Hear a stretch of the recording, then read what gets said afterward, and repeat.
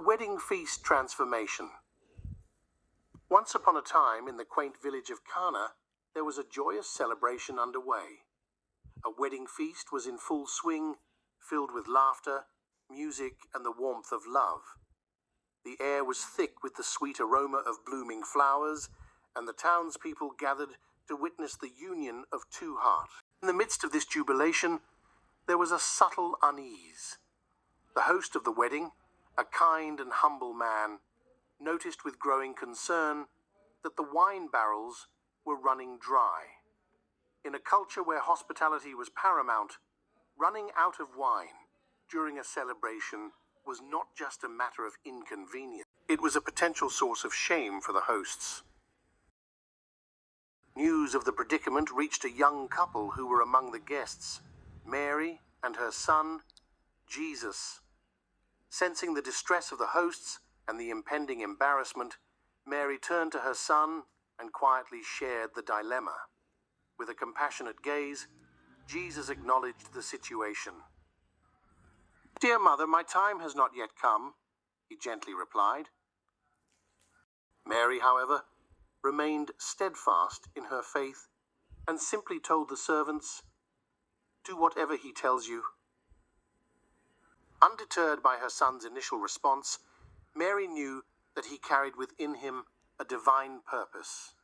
Jesus, recognizing the significance of the moment, instructed the servants to fill 6 large stone jars with water. These jars, used for Jewish purification rituals, stood nearby, and the servants followed Jesus' directive, brimming them to the brim. As the servants drew water from the jars and presented it to the master of the feast, a miraculous transformation occurred.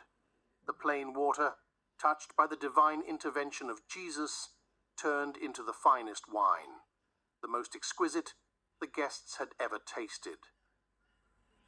The master of the feast, unaware of the miracle that had taken place, marveled at the quality of the wine.